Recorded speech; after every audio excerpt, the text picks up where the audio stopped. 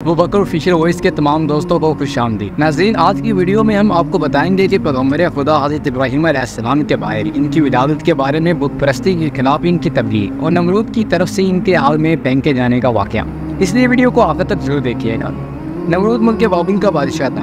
بابل کا موجودہ نام عراق ہے۔ نمرود کے انتہائی مفہور شخص تھا۔ جب اس کے اقتدار کا دائرہ وسیع ہو گیا تو لوگوں سے کہنا شروع کر دیا کہ اس کی پرستش کریں، کیونکہ لوگ پہلے ہی غیر اللہ اور لکڑی کے بنے ہوئے بتوں کی پرستش کیا کرتے تھے، لہٰذا وہ اس انسان سے خدا ماننے پر آمادہ ہو گئے۔ لوگوں کو گمراہی اور ضلالت کی زندگی بسر کرتے ہوئے ایک عرصہ گزر چکا تھا اور وہ اللہ کو قطعاً بھول چکے تھے۔ پروردگار عالم نے اس قوم کی رہنمائی اور ہدایت کے لیے اپنے نمائندے بھیجنے کا ارادہ فرمایا۔ نمرود کے دربار میں ایک نجومی بھی تھا۔ ایک نجومی نمرود کے دربار میں بڑا اونچا منزلت مقام رکھتا تھا۔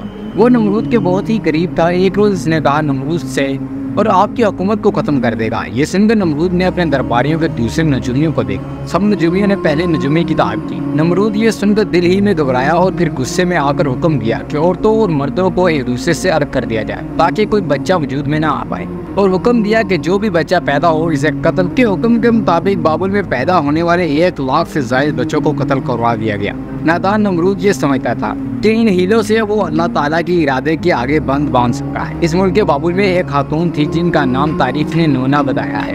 نونا اس وقت حاملہ تھی، لیکن ان کے حمل کے آثار کو اللہ تعالیٰ نے چھپا دیا تھا۔ جب اس بچے کی پیدائش کا وقت آیا تو وہ نمرود کے کارکنوں کے خوف سے شہر سے باہر چلی گئی اور وہاں پہاڑوں کے اندر ایک غار میں پناہ لے لی۔ انہوں نے بچے کو اس غار میں جنم دیا اور بچے کو لٹا کر خدا سے دعا کی کہ اے خدا، میں اپنے جگر کے ٹکڑے کو تیری غار میں لٹا کے جا رہے، ان ظالموں سے تو ہی اس بچے کو بچانا، معصوم کے خون کے پیاسے ہیں۔ انہوں نے بچے کو بوسہ دیا اور غار کے دہانے کو پتھروں سے بند کر کے شہر کو موڑ رہے۔ پھر دوسرے دن غار میں اپنے بچے کو دیکھنے کے لیے آئیں تو دیکھا ہے کہ ان کا بچہ انگوٹھا چوس رہا اور اس بچے کے انگوٹھے سے دودھ جاری۔ یہ بچہ اور کوئی نہیں دوستوں بلکہ حضرت ابراہیم علیہ السلام تھے۔ خداوند تعالیٰ نے ابراہیم علیہ السلام کے انگوٹھے میں دودھ پیدا کیا اور یوں ابراہیم علیہ السلام تک غذا پہنچی۔ غذا سے حضرت ابراہیم علیہ السلام دن میں اتنے بڑھتے تھے کہ جتنا ایک بچہ 1 مہینے میں بڑھتا ہے۔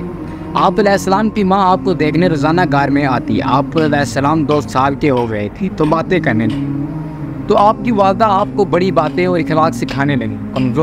کمزور لوگوں کی مدد کرنے کا سلیقہ سکھاتی اور اللہ کے پیغمبروں کے قصے سناتی، مگر انہیں کیا معلوم تھا کہ وہ جس بچے کی تعلیم و تربیت میں لگی ہوئی ہیں وہ خود طے کر پائے۔ آپ علیہ السلام نے اپنی زندگی کے 13 سال اسی غار میں گزارے۔ انہوں نے ایک دن اپنی ماں سے کہا کہ مجھے بھی اپنے ساتھ شہر لے چلیں۔ ماں نے جواب دیا بیٹا، شہر میں تمہارے لیے خطرہ ہے۔ حضرت ابراہیم علیہ السلام کو رات دار سے نکل کر شہر میں داخل ہو گئے۔ حضرت ابراہیم علیہ السلام کا ایک چچا تھا جس کا نام اثر تھا۔ یہاں پر ایک نقطے کی وضاحت کرتے چلے کہ تورات میں اثر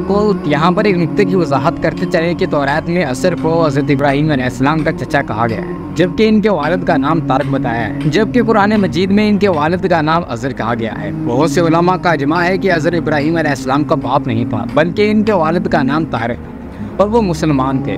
عرب نسب کا اسی پر اتفاق ہے کہ حضرت ابراہیم علیہ السلام کے والد طارق ہے۔ عرب نسب کا اسی پر اتفاق ہے کہ حضرت ابراہیم علیہ السلام کے والد طارق تھے، لہٰذا قرآن مجید اور اکثر حدیث میں جو حضرت کو باپ کہا گیا ہے وہ مجاز کے طور پر ہے، کیونکہ وہ حضرت ابراہیم علیہ السلام کا چچا تھا، اور عرب میں یہ رواج تھا کہ چچا کو باپ کہتے تھے۔ یا یہ بھی ہو سکتا ہے کہ آپ کا چچا ہی رہا اور طارق کی وفات کے بعد آپ کی ولادت سے عقد کیا ہو، اور طارق کی وفات کے بعد آپ کی والدہ سے عقد کیا ہو اور آپ کی تربیت کی ہو، اسی لحاظ سے آپ کو اس کا باپ کہا گیا ہے۔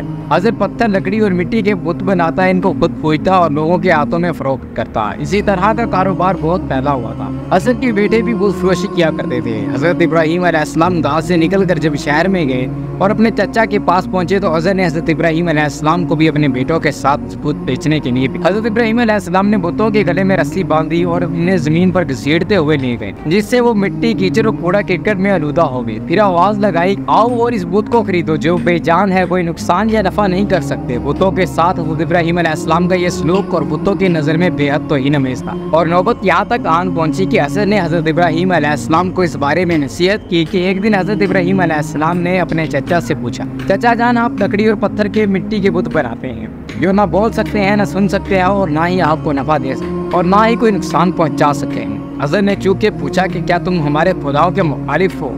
آئندہ اس طرح کی بات زبان پر نہ لا ورنہ تمہیں سزا ہوگی۔ اس کے بعد حضرت ابراہیم علیہ السلام لوگوں سے مخاطب ہوئے اور کہا عبادت اور سجدے کے لائق یہ بت نہیں اور نہ ہی یہ خود ہے، لائق عبادت صرف اللہ رب العزت کی ذات ہے جس نے ساری دنیا کو پیدا فرمایا ہے اور وہی اس کا مالک ہے۔ حضرت ابراہیم علیہ السلام کا نام اور پیغام بڑی تیزی سے پھیلنے لگا، لوگ ان کی باتوں کو غور سے سننے لگے، ان کی شہرت نمرود تک جا پہنچی۔ تو اس نے اپنے دربار کے لوگوں سے پوچھا کہ یہ کون نوجوان ہے جس نے ایک ہنگامہ کھڑا کر دیا ہے؟ درباری بولے کہ اس کا نام عزر ہے۔ درباری بولے کہ اس کا نام ابراہیم ہے جو عزر کے گھر میں جوان ہے۔ نمرود نے حکم دیا کہ اس کو فوراً میرے پاس لایا جائے۔ نمرود کے بھیجے ہوئے لوگ حضرت ابراہیم علیہ السلام کے پاس آئے اور انہیں نمرود کا پیغام سنایا۔ حضرت ابراہیم علیہ السلام نمرود کے پاس پہنچے۔ نمرود نے پوچھا، نوجوان تم جس خدا کی بات کرتے ہو وہ کون ہے؟ حضرت ابراہیم علیہ السلام نے جواب دیا، میرا خدا وہ ہے جو لوگوں کی زندگی اور موت دینے کی قدرت رکھتا ہے۔ نمرود نے کہا، یہ تو میں بھی کر سکتا ہوں، اور اس نے ایک ایسے مجرم کو آزاد کیا جس کی موت کی سزا کا حکم سنا دیا جا چکا تھا، اور ایک ایسے آدمی کو پھانسی دے دی جس کا کوئی جرم تھا ہی نہیں۔ پھر کہنے لگا، اب بولو میرے خدا ہونے پر تمہیں کوئی شک بھی ہے؟ تو میں جب چاہوں جیسے چاہوں زندگی بخش اور جس کو چاہوں موت دے دوں۔ حضرت ابراہیم علیہ السلام نے فرمایا، اگر تو سچا ہے تو جس کو قتل کیا ہے اس کو زندہ کر کے دکھا۔ فرمایا، میرا خدا سورج کو مشرق سے نکالتا ہے اور مغرب میں غروب کرتا ہے، تو اسے مغرب سے نکال کر دکھا۔ نمرود سے سوال کا کوئی جواب نہ بن پڑا اور وہ شرمندہ ہو گیا۔ اس پر حضرت ابراہیم علیہ السلام کی والدہ نے نمرود سے، بادشاہ سلامت، مجھے اجازت دیجیے کہ میں ابراہیم کو اپنے ساتھ لے جاؤں، کیونکہ یہ بھی نہ سمجھ۔ حضرت بھی بولا کہ بادشاہ سلامت، آپ ابراہیم علیہ السلام کو گھر جانے کی اجازت دیں، میں اس کی آپ کی اور آپ کے بتوں کی توہین سے باز رہنے کی ضمانت دیتا ہوں۔ نمرود نے کہا، میں تمہاری خاطر ابراہیم کو معاف کرتا ہوں، لیکن اگر آئندہ اس نے کوئی ایسا ہنگامہ کھڑا کر دیا تو میں اسے زندہ جلا دوں گا۔ حضرت ابراہیم علیہ السلام اس واقعے کے بعد بھی اپنے مشن سے باز نہ آئے، اور ایک دن انہوں نے حضرت سے کہا، یہ بت کیا ہے جن کو آپ خود بناتے ہیں، خود پوجتے ہیں اور خود ہی ان کو خدا مانتے ہیں؟ حضرت یہ بات سنتے ہی بھڑک گیا اور اس نے کہا، ابراہیم فوراً میرے گھر سے نکل جاؤ، میں تمہاری مزید گستاخی برداشت نہیں کر سکتا۔ حضرت ابراہیم علیہ السلام یہ کہتے ہوئے گھر سے نکلے، چچا جان آپ نہیں مانتے تو میں جاتا ہوں، مگر اپنے مشن سے باز نہیں آؤں گا، کیونکہ میں اللہ سے ڈرتا ہوں، ان بتوں یا نمرود سے نہیں ڈرتا۔ حضرت ابراہیم علیہ السلام نے اپنے چچا کے گھر سے الگ کوئی انتظام کر لیا اور وہاں چلے گئے، مگر آپ اپنے قول کے مطابق ایک اللہ کی بندگی کی دعوت دیتے رہے اور بتوں کی خدائی کا انکار کرتے رہے۔ ملک بابل کے لوگ ہر سال عید منایا کرتے تھے اور اس دن وہ کچھ خصوصی مراسم ادا کیا کرتے تھے، چنانچہ وہ اس دن سارا دن شہر سے باہر گزارتے۔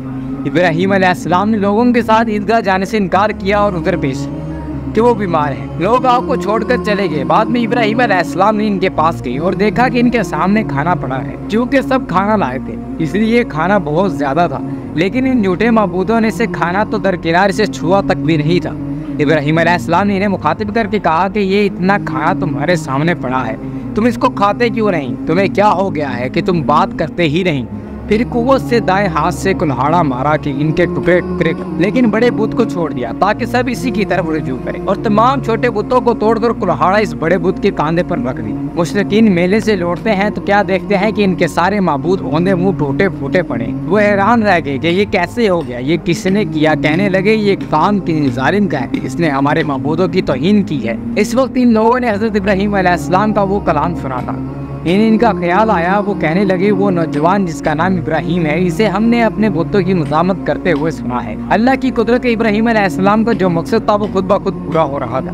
قوم کے لوگ مشورے کر رہے تھے کہ سب کو جمع کرو، اسے بلاؤ اور پھر اسے سزا دو۔ چنانچہ تمام اہل باطل، چھوٹے بڑے سب جمع ہو گئے۔ کارروائی شروع ہو گئی تو کہنے لگے، ابراہیم، معبودوں کے ساتھ یہ حرکت تم نے کی ہے۔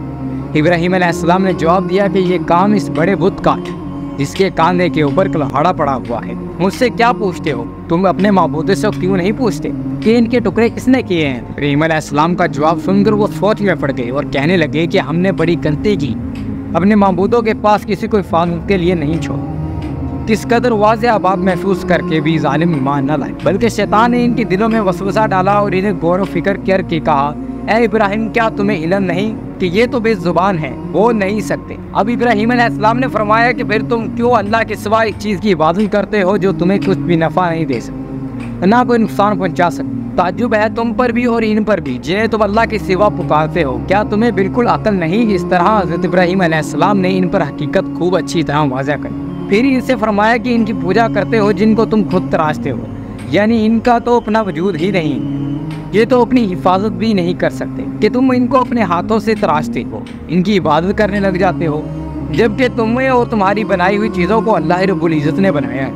لوگوں نے ابراہیم علیہ السلام کی باتیں بڑے غور سے سنی، پھر سوچنے لگے کہ نوجوان سچ کہتا ہے۔ سچ مچ مٹی، لکڑی اور پتھر کی مورتیوں میں کیا طاقت ہے، لیکن ایک آدمی کے دل پر آپ علیہ السلام کی باتوں کا الٹا اثر ہوا تو بولا تمہاری باتوں سے پتہ چلتا ہے کہ ہمارے خداؤں کا ستیہ ناش تم نے ہی کیا ہے، اور اگر تمہیں چھوڑ دیا جائے تو آج تم ہمارے بتوں کو توڑا ہے، کل تم ہمارا پورا بت خانہ ہی گرا دو گے، اس لیے تم جیسے انسان کو زندہ نہیں چھوڑا جا سکتا۔ جو لوگ اس وقت وہاں پر موجود تھے وہ اس کی باتوں کو غور سے سن رہے تھے۔ یہ شخص نمرود کا بھیجا ہوا جج تھا۔ لوگ کھڑے ہوئے اس کی بات کا انتظار کر رہے تھے کہ دیکھیں کہ نوجوان کے لیے کیا سزا تجویز ہوتی ہے۔ اس سزا کو سننے کے لیے انہیں زیادہ انتظار نہ کرنا پڑا۔ جج بولا ابراہیم تمہارے جرم کی سزا یہ ہے کہ تمہیں زندہ جلا دیا جائے اور تمہاری خاک ہوا میں اڑا دی جائے۔ ابراہیم علیہ السلام نے کہا میں تمہارے فیصلے سے نہیں ڈرتا، زندگی اور موت کا مالک میرا اللہ ہی ہے، میں جو کچھ کہہ رہا ہوں وہ حق ہے اور میری بات کو میرے اللہ جانتے ہیں۔ حضرت ابراہیم علیہ السلام کو جب یہ فیصلہ سنایا تو نمرود نے اس پر عمل درآمد کے لیے فوری تیاریاں شروع کر اس نے اس شہر اور ارد گرد کے علاقوں میں اعلان کروا دیا کہ ہمارے بتوں کو توڑنے اور ان کی توہین کرنے والے نوجوان کو زندہ جلانے کے لیے سب لوگ ایندھن اکٹھا کریں۔ ادھر بت خانے کے پجاریوں نے بھی یہ اعلان کیا کہ جو لوگ اپنی مراد پوری کرنا چاہتے ہیں وہ ایندھن جمع کرے تو ان کی مراد پوری ہو جائے گی۔ اس اعلان کو سن کر لوگوں نے زیادہ سے زیادہ ایندھن اکٹھا کرنا شروع کر دیا۔ ادھر حضرت ابراہیم علیہ السلام قید کر لیے گئے۔ لوگوں نے ایندھن کے لیے لکڑیوں کو اکٹھا کر دیا، ایک جگہ پر اس کا ڈھیر لگایا گیا، اس کو آگ لگا دی گئی جس کے شعلے بھڑک اٹھے تو حضرت ابراہیم علیہ السلام کو قید خانے سے نکال کر لایا گیا۔ جب انہیں اس میدان میں لایا گیا جہاں آگ جل رہی تھی تو آپ علیہ السلام نے اس آگ کو دیکھ کر ہنس پڑے۔ حضرت ابراہیم علیہ السلام نے اس اونچے مینار کو بھی دیکھا جو میدان سے کچھ فاصلے پر تعمیر کیا گیا تھا، جس میں ایک خوبصورت کمرہ تھا جہاں نمرود کے ساتھ اس کے وزیروں اور مشیر بیٹھے ہوئے تھے۔ کہتے ہیں کہ یہ آگ اس قدر شدید تھی کہ اس کے اوپر ایک فاصلے تک کوئی پرندہ نہیں اڑ سکتا۔ چنانچہ جب حضرت ابراہیم علیہ السلام کو لایا گیا تو ان کے لوگوں کے یہ مسئلہ درپیش ہوا کہ ابراہیم علیہ السلام کو آگ میں کیسے پھینکا جائے۔ اس دوران شیطان نے لوگوں کے دماغ میں منجنیق کا تصور ڈالا۔ حضرت امام جعفر صادق رحمہ اللہ سے منقول ہے کہ منجنیق دنیا کی سب سے پہلے حضرت ابراہیم علیہ السلام کے کنویں کو ہزار نامی ایک نہر کے کنارے بنائے گئے اور وہ قریہ قدینیہ میں تھے۔ اس منجنیق کو شیطان نے بنایا تھا، چنانچہ حضرت ابراہیم علیہ السلام کو منجنیق کے ذریعے آگ میں ڈالا گیا۔ اس وقت آسمان و زمین سے فریاد بلند ہوئی اور کائنات کی ہر شہر نے حضرت ابراہیم علیہ السلام کی امداد کی خواہش۔ شہر کی زمین نے کہا پروردگار اس پر سوائے تیرے ابراہیم کے کوئی عبادت کرنے والا نہیں، کیا تو راضی ہے کہ لوگ اسے جلاتے رہیں؟ فرشتوں نے کہا تیرے خلیل اللہ ابراہیم کو لوگ جلاتے ہیں۔ حق تعالیٰ نے فرمایا اگر مجھ سے وہ مدد طلب کرے گا تو یقیناً قبول کروں گا۔ محترم سامعین، ابراہیم علیہ السلام نے اپنے پروردگار عالم سے دعا کی۔ اس وقت جبرائیل علیہ السلام نے حضرت ابراہیم علیہ السلام سے ہوا میں ملاقات جب وہ منجنیق سے جدا کیے جا چکے اور پوچھا کہ ابراہیم علیہ السلام کوئی حاجت مجھ سے ہے؟ آپ نے فرمایا تم سے کوئی حاجت نہیں۔ انہوں نے کہا کہ پروردگار سے میری حاجت ضرور ہے، میرے خدا نے آپ کو وحی کی کہ سرد ہو جا۔ اسی کے ساتھ آگ سرد ہو گئی اور وہاں جبرائیل علیہ السلام آئے اور آپ کے ساتھ بیٹھ کر گفتگو میں مشغول ہوئے۔ ان کے چاروں طرف گلے لالہ پیدا ہو گئی۔ کہتے ہیں کہ جب آگ جل رہی تھی تو چھپکلی آگ کو پھونک مار رہی اور مینڈک اس پر پانی لا کر ڈالتا رہا تاکہ اس کو بجھا دے۔ جب خدا نے آگ پر وحی کی کہ سرد ہو جا تو 3 روز تک دنیا کے تمام آگ گرمی باقی نہ رہی۔ اور کیسے اللہ نے اپنے پیغمبر حضرت ابراہیم علیہ السلام کو اتنی بڑی آگ سے محفوظ رکھا۔ یہ سارا معاملہ دیکھنے کے بعد نمرود حضرت ابراہیم علیہ السلام کے پاس پہنچا اور بولا نوجوان تعجب ہے کہ تمہارا حکم آگ پر چلتا ہے۔ حضرت ابراہیم علیہ السلام نے جواب دیا یہ تمام میرے خدا کی قدرت ہے۔ نمرود حضرت ابراہیم علیہ السلام کی عظمت کو اپنی آنکھوں سے دیکھ ہی چکا تھا مگر وہ آپ کی باتوں کو تسلیم کرنے کے لیے پھر بھی تیار نہ ہوا۔ نمرود کو لگا کہ کہیں لوگ حضرت ابراہیم علیہ السلام پر ایمان نہ لائیں۔ اس نے فوراً لوگوں کو لالچ دے کر اور ڈرا کر دھمکا کر بہکایا اور اس کے بعد حکم دیا کہ انہیں شہر بدر کر دیا جائے تاکہ کوئی شخص ان کے پیروکار نہ بن جائے اور ان کا دین اختیار نہ کر سکیں۔ حضرت ابراہیم علیہ السلام خود بھی نمرودیوں کے ساتھ اس شہر میں رہنے پر خوش نہ تھے، اس لیے وہ شہر چھوڑنے پر آمادہ ہو گئے۔ لہٰذا انہوں نے اپنی بکریاں اکٹھیاں اور انہیں اپنے ساتھ لے کر روانہ ہو گئے۔ لہٰذا آپ کے ساتھ بہت ساری بھیڑ بکریاں اور دوسرا سامان بھی تھا، اس لیے نمرود نے حکم دیا کہ یہ سارا سامان واقعہ سرکار ضبط کر لیا جائے۔ حضرت ابراہیم علیہ السلام نے کہا اگر تم میرے بھیڑ بکریاں اور میرے مال و متاع لینا چاہتے ہو تو میں نے سر زمین میں اپنی جتنی عمر برسر کی ہے یہ بھیڑ بکریاں جمع کی ہیں تو وہ میری عمر مجھ سے لوٹا دو اور میرا مال ضبط کر۔ جب بات بڑھ گئی تو یہ مقدمہ نمرود کے ایک منصب کے پاس پہنچا۔ اس نے فریقین کے بیانات سننے کے بعد فیصلہ کیا کہ حضرت ابراہیم علیہ السلام حق میں ہیں۔ تب آپ اپنی بیوی زہرا اور بھتیجے کو لے کر شہر بابل سے چلے گئے۔ اکثر مورخین اور بعض مفسرین نے ذکر کیا ہے کہ آگ سے نجات کے بعد حضرت ابراہیم علیہ السلام نے نمرود کو دین کی دعوت دی مگر اس نے کہا کہ میں تمہارے خدا سے جنگ کروں گا اور ایک دن مقرر کیا اور روز نمرود بے شمار لشکر رے کر میدان میں آ گئے۔ حضرت ابراہیم علیہ السلام تنہا اس کے مقابلے میں کھڑے تھے अल्लाह रब्बुल इज़्ज़त ने अपने मच्छरों को भेजा जिन्होंने वो लश्कर के ऊपर हमला कर दिया और इनके सर और नाक में लिपट गए, यहाँ तक कि सब के सब भाग खड़े हुए। नमरूद भी ज़लील और रुस्वा होकर वापस आया, लेकिन फिर भी ईमान ना लाया। तो खुदा ने एक कमज़ोर मच्छर को हुक्म दिया कि इसके दिमाग में घुस जाए। वो इसके दिमाग में जाकर इसका मगज खाने लगा। वो इस कदर बेचैन हो चुका था कि चंद आदमियों को मुकर्रर किया कि कतर लेकर इसके सर पर मारे, शायद इससे इसके इज़्तिराब में कुछ तस्कीन हो जाए। इसी हालत में 40 दिन गुजरे और वो ईमान ना लाया और बिलाखिर इसी हालत में मर गया। अगर आपको आज की वीडियो पसंद आई है तो इस वीडियो को लाइक कीजिए और कमेंट में अपने राय का इजहार जरूर कीजिएगा और हमारे चैनल को सब्सक्राइब कर ले ताकि मज़ीद ऐसी वीडियोस का नोटिफिकेशन आप तक बर वक्त पहुंचता रहे।